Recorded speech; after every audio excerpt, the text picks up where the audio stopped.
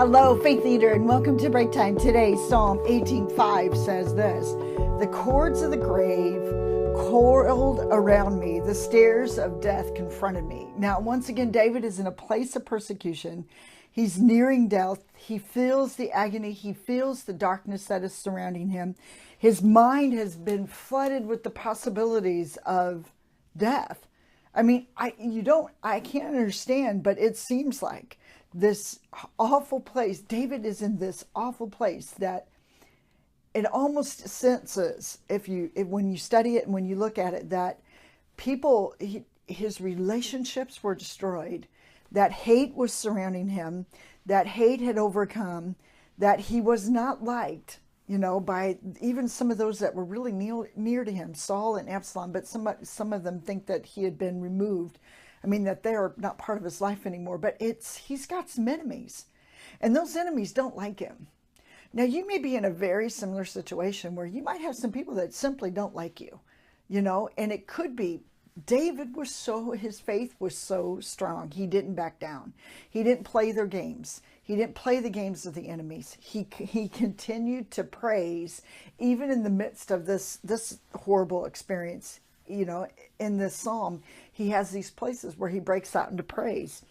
And he did not allow the enemies to overcome his heart with hate. He didn't participate in that. Instead, he admitted where he was at, he admitted how he felt, and he praised. And so I think there's a huge lesson for you and me in this, because there's another passage of scripture that says in John 15:19, it says, "If you were of the world would love its own. But because you're not of this world, but I chose you out of the world, because of this, the world will hate you."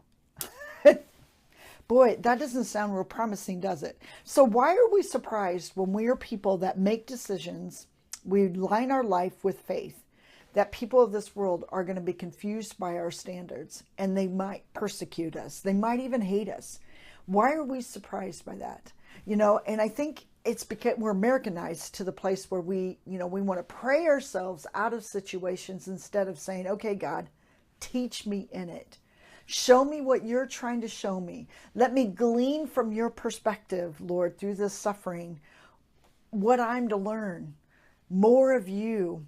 Allow me to be blessed by your presence when I sense that even the cords of death are strangling me, even though the world may hate me. Allow me to experience you in it." And that's what David did. He found comfort, he found joy, he found strength, even in the midst of some very dark places, because he had strength enough to bend his knees, to get on his face before God and to admit, Lord, he didn't pray that God would remove him.